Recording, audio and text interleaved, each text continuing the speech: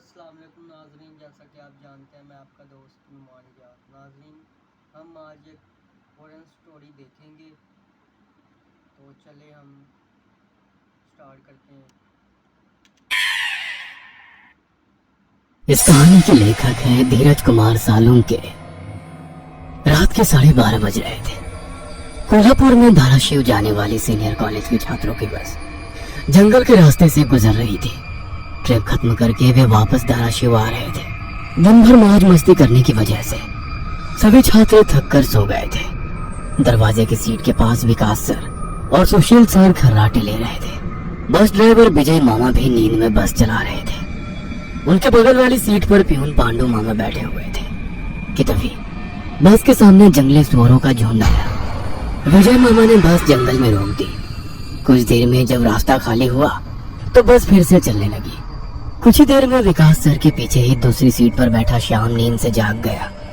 श्याम की उम्र 21 साल थी। पढ़ाई में बहुत तेज था, लेकिन हमेशा अकेला रहने वाला। न किसी से बनती थी, न ही उसका कोई दोस्त था। वो दूसरी सीट पर अकेला बैठा हुआ था। सर, टॉयलेट जाना है। सर ने आधी आंखें खोलकर खिड़की से बाहर देखा। बस अभी भी जंगल में ही थी। थोड़ी देर बैठ जाओ, जब जंगल खत्म होगा तब मुझे उठा दो, मैं बस रोक दूंगा। वे बोले और फिर आंखें बंद कर सो गए। शाम बस की खिड़की से बाहर देखने लगा और जंगल खत्म होने का इंतजार करने लगा। कुछ ही देर में जंगल खत्म हुआ और बस वीरान जगह पर आ गई। उसने विकास सर को जगा दिया और उन्होंने ड्राइवर से बस को रोकने के लिए कहा। जैसे ही बस रुकी, विकास सर बोले, किसी को टॉयलेट होना है तो अभी उतर जाओ, वरना बस सीधा धाराशिव जाकर ही रुकेगी। आवाज सुनकर पिछली सीट पर बैठा श्रीकांत नींद से जाग गया। विकास सर टॉर्च लेकर पहले बस से बाहर उतर गए। उनके पीछे पीछे श्याम और श्रीकांत भी उतरे और वो दोनों अलग अलग झाड़ी के पीछे टॉयलेट करने गए। श्याम टॉयलेट करके वापस आया, लेकिन श्रीकांत अभी भी नहीं आया था कि तभी श्रीकांत जोर से चिल्लाया। उसकी आवाज सुनकर विकास सर और श्याम उसकी ओर भागे, लेकिन तभी श्रीकांत झाड़ी से बाहर आया। क्या हुआ, क्यों चिल्लाए थे? कुछ नहीं सर, चप्पल से होकर कांटा पैर में चुभा। उसकी आवाज सुनकर ड्राइवर और प्यून भी नीचे उतरे थे।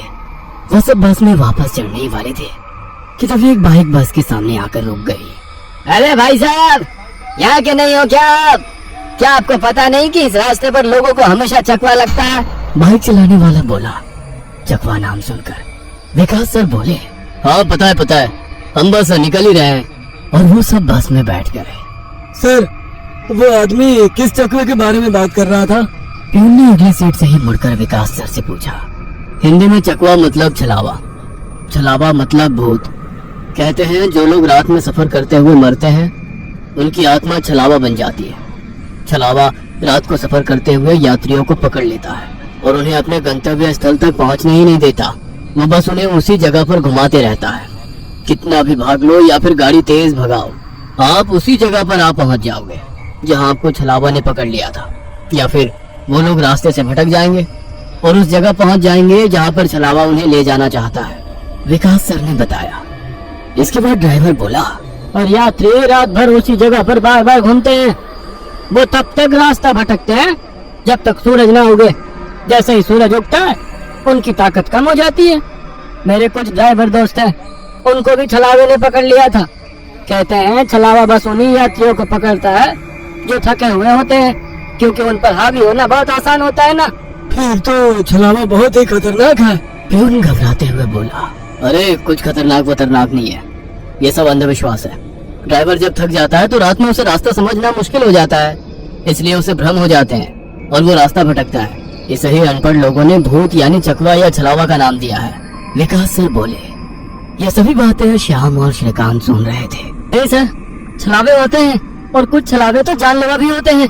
मेरे दादाजी को छलावे ने इतना परेशान किया था कि मरते मरते बचे थे। रात को जितने भी एक्सीडेंट होते हैं उनमें से कुछ न कुछ एक्सीडेंट छलावे के कारण ही होते हैं। वो रात के बेरहम शिकार होते हैं। यात्रियों की थकान और डर ही उनकी ताकत होती है। शिकारियों की तरह ही भी यात्रियों को डराते हैं, भगाते हैं और उनकी जान लेकर उनका शिकार करते हैं। हमें बस इतना पता चलता है कि कार एक्सीडेंट में उनकी मौत हो गई है, लेकिन मौत का कारण छलावा ही होता है सर। श्याम ने डरावनी आवाज में कहा। सर, इस का कुछ मत सुनो, इसकी बुआ राइटर है, उन्हीं से सुनी होंगी ये बातें। और राइटर लोगों का तो काम ही होता है बातें बनाना, उसी से तो उनका घर चलता है। पिछली सीट पर बैठे श्रीकांत ने कहा, श्रीकांत चुप हो जाओ और सो जाओ, उन्होंने डांटते हुए कहा। और उसके बाद सभी लोगों ने आंखें बंद कर ली और सो गए। कुछ समय बीता, शाम अभी भी जाग रहा था और खिड़की से बाहर देख रहा था। बस किसी जंगल के बीचों बीच से गुजर रही थी कि तभी उसने देखा कि रास्ते के किनारे एक बंद पड़ी चाय की टपरी है।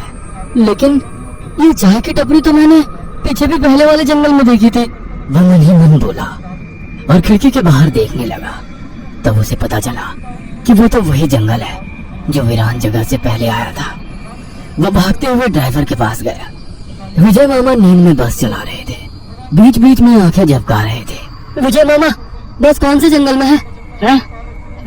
होगी किसी जंगल में, रास्ते में जंगल कम है क्या? नहीं मामा, हम वापस उसी जंगल में पहुंच गए हैं जहाँ पर बस के सामने जंगली सुअर आ गए थे। नहीं बेटा, तुम्हें कुछ तो गलतफहमी हो रही है, वो जंगल तो कब का पीछे छूट गए ना। उनकी बहस सुनकर विकास सर नींद से जाग गए। क्या हुआ श्याम? सर, हमें छलावा लग चुका है, उसने हमें पकड़ लिया है, क्योंकि बस वापस उसी जंगल में आई है जहाँ से पहले गुजरी थी। लेकिन विकास सर भी ड्राइवर की तरह उस पर विश्वास नहीं कर रहे थे। सर, अगर आपको मेरी बात पर यकीन नहीं हो रहा है तो बाहर देखो, अभी कुछ देर रास्ते के किनारे एक ट्रक दिखाई देगा जो एक्सीडेंट में पलटी हो चुका है। और कुछ ही देर में रास्ते के किनारे सभी को पलटी हुई ट्रक दिखाई दी। ये देखकर सभी हैरान हो गए थे।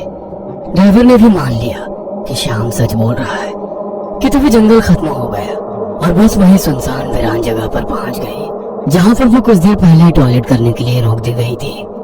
ये देखकर सभी की आंखें फटी की फटी रह गई थी। विकास सर की तो बत्ती ही गोल हो गई थी। श्रीकांत पिछले सीट से आगे आ चुका था, सबके चेहरे का रंग उड़ गया था। बस अभी भी रास्ते पर चल रही थी कि तभी वो फिर से वापस वही जंगल में पहुंच गई। वह सभी जान गए कि उन्हें छलावा ने पकड़ लिया है। ड्राइवर कोई दूसरा रास्ता मिलता है या नहीं ये देख रहा था, लेकिन फिर भी बस वापस उसी जंगल में आ जाती थी। ऐसा लग रहा था कि मानो पूरी दुनिया में बस वही एक रास्ता है जो घूम फिर कर उसी jंगल में ले आता है। सर, अभी इस छलावे से कैसे निकले? मैंने सुना है कि छलावे से बाहर तभी निकल सकते हैं जब सुबह हो जाए। इसका मतलब हमें रात भर इसी सड़क से गुजरना होगा, जंगल से वीराने में और वीराने से जंगल में। क्यों ना हम सुबह होने का इंतजार करते हुए उसी वीरान जगह पर रुक जाए। ड्राइवर बस चलाते हुए बोला। लेकिन शायद मैंने सुना है कि छलावे में रुकना ठीक बात नहीं है। नहीं सर, मेरी बुआ ने बताया था कि अगर सेफ जगह मिल जाए तो रुकने में कोई परेशानी नहीं है। बस इतना ही पता है तुम्हें? और कोई तरीका नहीं है क्या? है, लेकिन वो अभी के लिए नहीं है।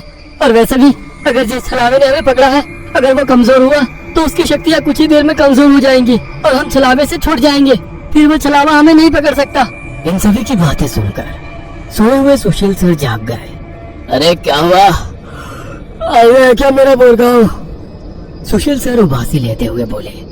तभी सभी ने उन्हें घटी हुई घटना बता दी। यह सुनकर सुशील सर के तो मानो होश ही उड़ गए। लेकिन तभी ड्राइवर जोर से चिल्लाया, सर, आगे एक गांव आया है। यह सुनकर सभी लोग ड्राइवर की तरफ भागे।